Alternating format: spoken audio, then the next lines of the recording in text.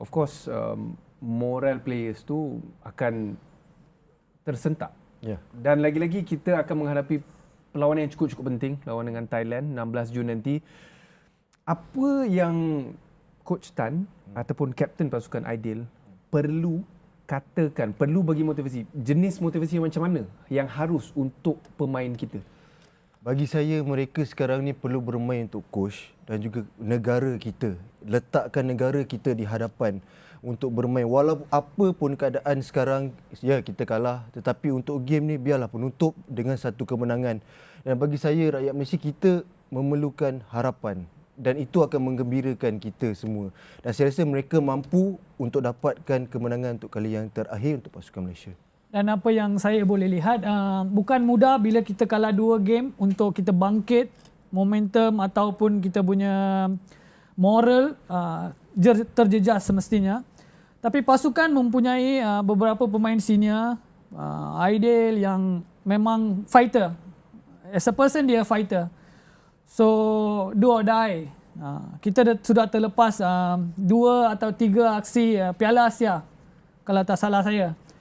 So, perlawanan Thailand akan membuka ruang kita kembali ke Piala Asia atau tidak, atau suram bola sepak kita terpulang pada pemain kita. Saya sedar mereka kecewa. Mereka telah memberikan yang terbaik dalam game ini.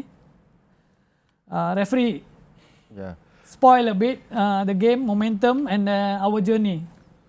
Ni totally bukan, throughout the competition bukanlah. Tapi game ni sedikit mencemar kita punya road. Perjalanan kita lah. Ya. Okey, lawan Thailand. Macam kita cakap tadi, satu perkara yang cukup penting. Tapi sebelum kita fokus Thailand, kita nak tengok keputusan hari ni, perlawanan hari ni. Malaysia tewas 1-2 Vietnam, UAE 5-0 tentang Indonesia. Memang satu perkara yang dah dijangka, dan sekarang ini Vietnam masih lagi unggul di tempat pertama, UAE tempat kedua.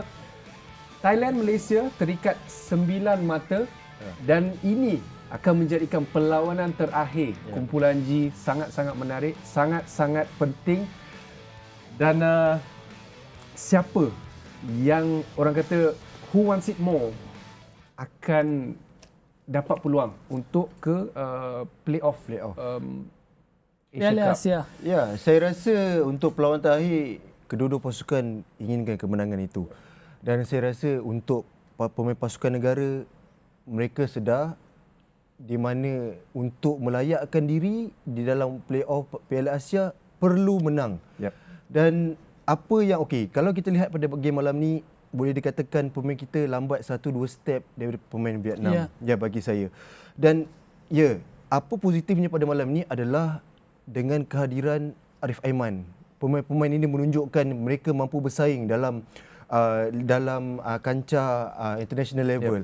So mungkin ada pertukaran dan juga variasi di bahagian attacking third. Itu yang sebenarnya kita nak bagi pasukan kebangsaan. Kalau ingin mengulas, kita dapat lihat perlawanan ini attitude, nothing wrong with the attitude. Nobody can complain about attitude. Semua pemain, kebanyakan pemain, not semua pemain, kebanyakan pemain mereka mencuba untuk attack ataupun defend. Ada banyak kelemahan juga kita kena perbaiki dari segi probably set piece, kita have to defend better.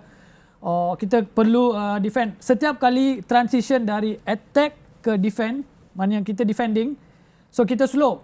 Kita make professional fall, banyak mistake ataupun banyak fall yang kita buat.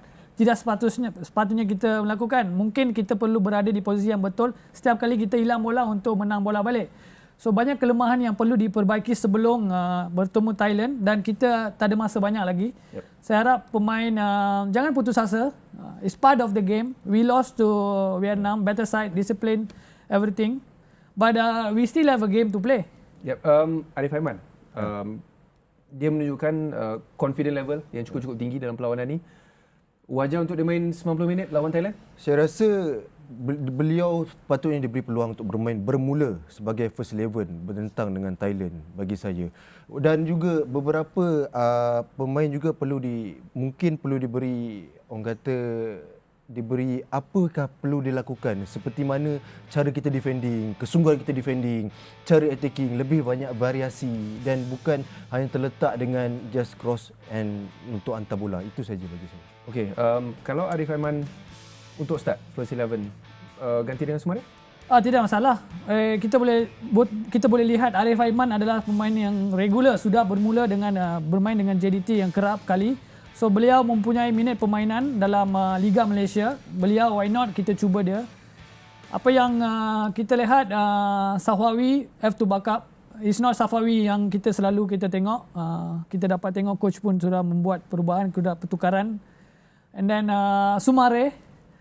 And then Guilherme, kita nak lebih daripada apa yang dia bagi malam ni.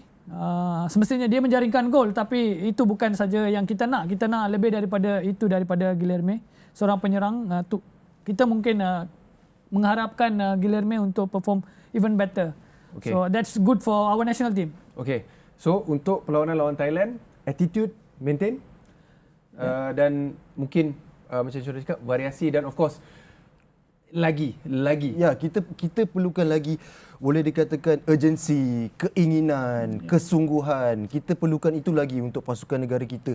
Dan apa saya tahu, mereka telah beri yang terbaik pada malam ini. Mungkin result tu bukan on our side, tetapi untuk perlawanan bertemu dengan Thailand, mereka perlu beri segalanya untuk pasukan negara. Ya, kalau kita pergi pada detail perlawanan, kita boleh tengok pemain kita, kita ingin passing, but tiada ramai pemain yang want to take on a player.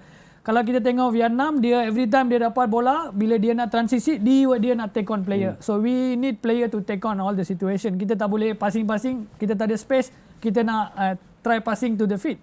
Sometimes you have to play to the space. Mungkin apa yang Subra katakan itu adalah lebih variasi. Kita perlu buat take on man, membuat shooting. Kalau kita lihat pasukan Vietnam berani untuk shooting. Walau apa juga ruang, mereka akan shooting. Mereka akan mencuba Farizal di pintu gol kita. Itu yang perlu kita lihat daripada pasukan kebangsaan. Bukan hanya membawa ke tepi dan juga membawa crossing. Membuat banyak variasi di bahagian attacking third. Itu sebenarnya yang kita ingin lihat.